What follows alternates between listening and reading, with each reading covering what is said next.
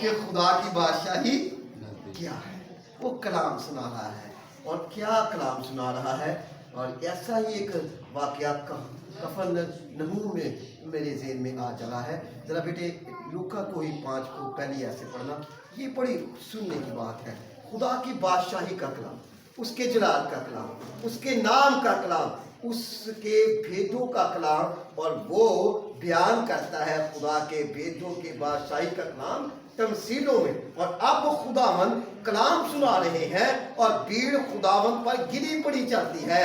اور خداوند جب دیکھتے ہیں کہ اتنی بھیڑ نے مجھے دبوچ لیا ہے, اتنی بھیڑ میرے اوپر آ رہی ہے, تو خداوند پیچھے دیکھتے ہیں تو پیچھے کیا کھڑی ہے جی؟ 2 کشتیاں. کیا کھڑی ہیں؟ پڑھو ذرا بیٹے 5 کی پہلی سے لوکا سے. جب بھیڑ اس پر گری پڑتی تھی اور خدا کا کلام سنتی تھی اور وہ کنسریت کی جھیل کے کنارے کھڑا تھا, تو ایسا ہوا کہ اس نے جھیل کے کنارے 2 کشتیاں لگی دیکھی. کتنی کشتیاں لگی دیکھی جی؟ 2. اچھا آگے رو. لیکن مچھلی پکڑنے والے ان سے اتر کر جال دھو رہے تھے. اب انہوں نے اپنا کام ختم کر دیا, اپنے جال کو واش کر لیا ہے اور اپنے نیٹ کو انہوں نے سمیٹنا شروع کر دیا ہے. اب ساری رات انہوں نے محنت کر رکھی ہے اور ساری رات خاموشی ہوتی ہے, شور نہیں ہوتا. یہ بڑا عمل تھا پہلے وقتوں میں. مچھلی پکڑنے کے لیے مچھیرے جب شکار کو نکلتے تو زیادہ تر وہ رات کا وقت چوز کرتے. اس کا بھید یہ تھا کہ رات کو کوئی اتنا شور شرابہ نہیں ہوتا, سناٹا ہوتا اور شکار آسانی سے پکڑا جاتا. اب دن ہے, اب صبح ہے, اب شکار الرٹ ہو چکا ہے, اب مچھلیوں کو بھی پتہ چل گیا ہے کہ اوپر روشنی ہے, وہ بھی بھاگ جائیں گی. مگر رات میں وہ آسانی سے بہت ساری مچھلیاں پکڑ لیتے. اب ساری رات ان مچھلیوں میں, جن میں سے ایک کا نام مقدس پترس ہے, اٹس مین دا پیٹر, یہ سارے یہ 2 کشتیاں کھڑی ہیں. یہ دونوں بھائی وار ہیں, یہ دونوں شریک ہیں, یہ پرانے بزنس مین ہیں. ان کا کاروبار ان بورڈ سے چلتا ہے. ان کے گھرانوں کا سارا سسٹم, آٹے تیل کی مٹیاں, بادشاہی کا بھید سارا اس کشتی سے چلتا ہے. اور ساری رات انہوں نے جال ڈال دیا ہے, ساری رات انہوں نے مشقت کیا, مگر ان کے ہاتھ میں خدا کی بادشاہی کا بھید سن لیا. اور خداوند نے دیکھا کہ بھیڑ مجھ پر گری پڑتی ہے, تو اس نے کیا کیا؟ آگے ہم سن لیتے ہیں کلام میں سے جی.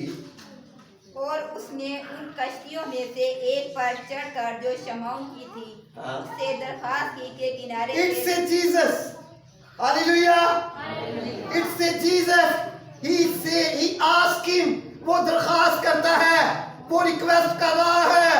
دنیا کا بادشاہ ہے اور ایک مچھیرے سے کیا کر رہا ہے؟ It's a Jesus.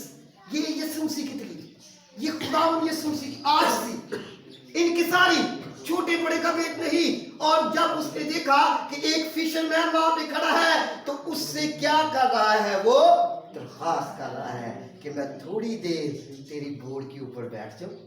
جی پڑھو, یہ سنیے گا خدا کی بادشاہی کا. اس سے درخواست کی کہ کنارے سے ذرا ہٹا لے چل. ذرا ہٹا لے چل. بھیڑ بہت زیادہ ہو گئی, بہت سارے خدا کی بادشاہی کا کلام سننے کے لیے آ گئے ہیں. ہاں جی. اور وہ بیٹھ کر لوگوں کو کشتی پر سے تعلیم دینے لگا. وہ بیٹھ کر لوگوں کو کشتی پر سے کیا دینے لگا؟ خدا کی بادشاہی کی باتیں بتا رہا ہے.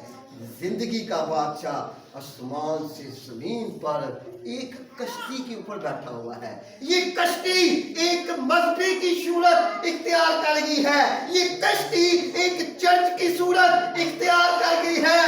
پہلے اس کشتی سے مچھلیاں پکڑی جاتی تھی.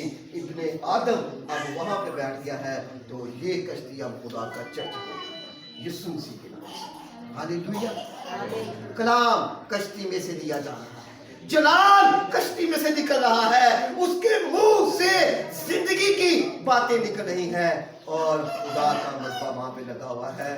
خدا کی بادشاہی کی باتیں ہو رہی ہیں. ہاں جی پڑھے بیٹے. جب کلام کر چکا تو شمعون سے کہا, گہرے میں لے چل. اب تو اس کشتی کو کہاں پر لے چل؟ گہرے میں. وہ کیا کہتا ہے شمعون؟ ہاں جی. और तुम शिकार के लिए अपना जाल डालो। मसीह कह रहे हैं कि तू अपने रिज़्क के लिए, तू अपने रोटी पानी के लिए, तू अपने सिस्टम के लिए जाल को डाल इनसाइड व्हाट। जी बेटे। शमौन ने जवाब में कहा, शमौन ने जवाब में क्या कहा? हाँ, ऐ उस्ताद, हमने रात भर मेहनत की। अब वो कह रहा है कि ऐ उस्ताद, हमने सारी रात क्या की है?